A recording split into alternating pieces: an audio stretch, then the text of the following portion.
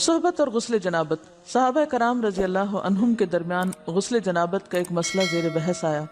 ایک گروہ کہتا تھا کہ غسل صرف دخول پہ فرض ہو جاتا ہے، انزال شرط نہیں، یعنی واٹر ڈسچارج جو ہے وہ ضروری نہیں۔ دوسرا گروہ بیان کرتا تھا کہ وجوب غسل کے لیے دخول کے ساتھ انزال بھی شرط ہے۔ یہ طویل مباحثہ کسی فیصلہ کن صورت پر منتج نہ ہوا۔ آخر قرار پایا کہ ام المومنین حضرت عائشہ رضی اللہ عنہا سے دریافت کیا جائے۔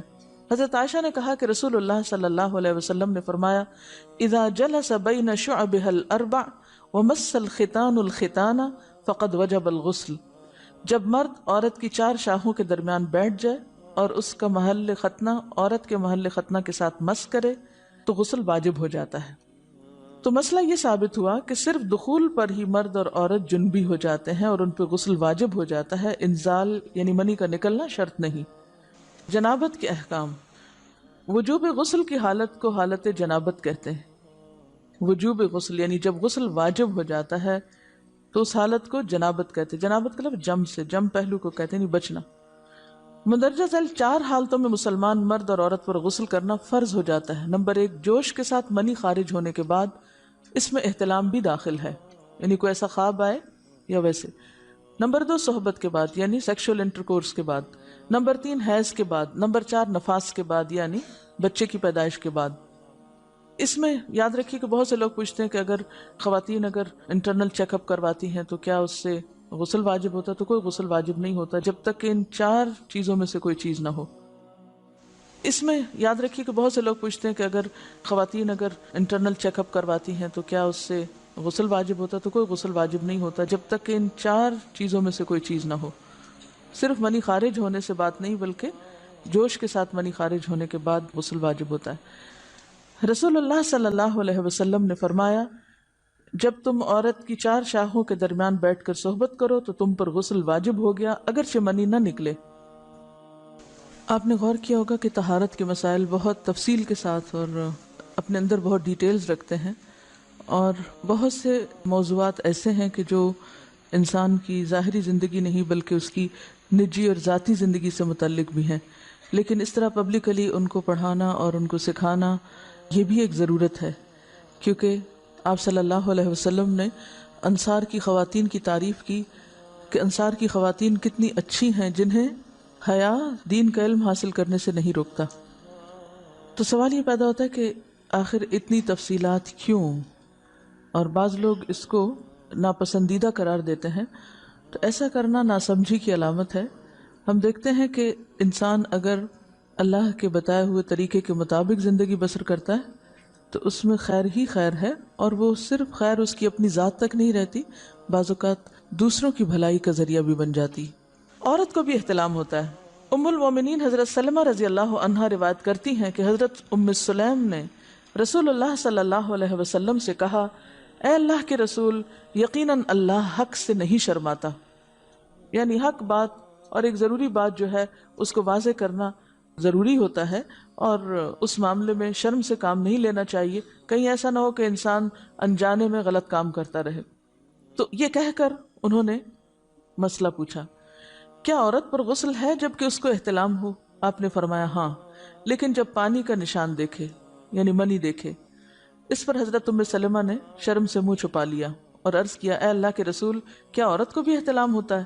آپ نے فرمایا ہاں ہوتا ہے، تیرا داہنا ہاتھ خاک آلود ہو، یعنی یہ ایک پیار کی ڈانٹ تھی۔ اور اس میں ہو سکتا ہے کہ مزاج کا فرق ہو، بعض خواتین کے ساتھ ایسا نہ ہو اور بعض کے ساتھ ایسا ہو، لیکن اس میں جو اصل چیز ہے وہ ایکسیسو واٹر ڈسچارج ہے۔ اس میں کہیں ایسا نہ ہو کہ لیکوریا وغیرہ کے ساتھ اس کو ریلیٹ کر دیا جائے، دونوں چیزوں میں فرق ہے۔ اور احتلام جو ہے وہ سوتے وقت ہوتا ہے، یعنی سو کر اٹھنے پر اگر انسان اپنے کپڑوں پر زیادہ ڈسچارج دیکھے، خواہ کوئی خواب یا کوئی فیلنگ یاد نہ بھی ہو، تو پھر غسل کرنا ضروری۔ معلوم ہوا کہ عورت یا مرد نیند سے اٹھ کر اگر تری یعنی نشان منی دیکھیں تو یہ احتلام کی علامت ہے، لہٰذا ان پر غسل کرنا فرض ہو جاتا ہے۔ اور اگر احتلام کی کیفیت انہیں یاد ہو لیکن نشان نہ پائیں، یعنی خواب یاد ہے لیکن کوئی سامنے علامت نہیں، تو غسل فرض نہیں ہوگا۔ ایسی صورت میں شک کی ضرورت نہیں ہے کہ نہیں وہ میں نے خواب دیکھا اور مجھے خواب بالکل صحیح یاد ہے تو مجھے نہانا چاہیے، نہیں، محض خواب پر نہیں نہایا جائے گا جب تک کہ فزیکلی کوئی ایسی چیز سامنے دیکھی نہ جائے۔ حضرت ام سلمہ روایت کرتی ہیں کہ میں نے کہا اے اللہ کے رسول صلی اللہ علیہ وسلم، میں اپنے سر کے بال خوب مضبوط گونتی ہوں، کیا میں انہیں غسل جنابت کے وقت کھولا کروں؟ آپ نے فرمایا ان کا کھولنا ضروری نہیں، تیرے لیے یہی کافی ہے کہ 3 لپ پانی اپنے سر پر ڈالے، پھر اپنے سارے بدن پر پانی بہائے، پس تو پاک ہو جائے گی۔ یعنی بالوں کی جڑیں بھیگنا، سکن بھیگنا ضروری ہے، سارے بال کھولنا ضروری نہیں ہے۔ جنبی کے بالوں کا مسئلہ، حضرت عائشہ کو خبر ملی کہ حضرت عبداللہ ابن عمرو عورتوں کو غسل جنابت کے لیے بال کھولنے کا حکم دیتے ہیں۔ فرمانے لگی ابن عمرو پر تعجب ہے، انہوں نے عورتوں کو تکلیف میں ڈال دیا، وہ انہیں سر منڈوانے کا حکم کیوں نہیں دے دیتے؟ یہ حضرت عائشہ کی ڈانٹ تھی، یعنی وہ یہ تو کہہ رہے کہ عورتیں بال کھول کھول کے نہائیں، تو وہ پھر سیدھا یہی کہیں کہ عورتیں بال منڈوا لیں۔ میں اور رسول اللہ صلی اللہ علیہ وسلم ایک ہی برتن میں غسل کرتے، اور میں اپنے بال کھولے بغیر سر پر 3 چلو سے زیادہ پانی نہیں ڈالتی تھی۔ معلوم ہوا کہ غسل جنابت کے لیے بال کھولنے کی ضرورت نہیں، مگر یہ حکم صرف غسل جنابت کا ہے، غسل حیض کے لیے بالوں کا کھولنا ضروری ہے کیونکہ وہ مہینے میں ایک دفعہ ہے۔ حضرت عائشہ سے روایت ہے کہ انہیں رسول اللہ صلی اللہ علیہ وسلم نے غسل حیض کے لیے فرمایا اپنے بال کھولو اور غسل کرو۔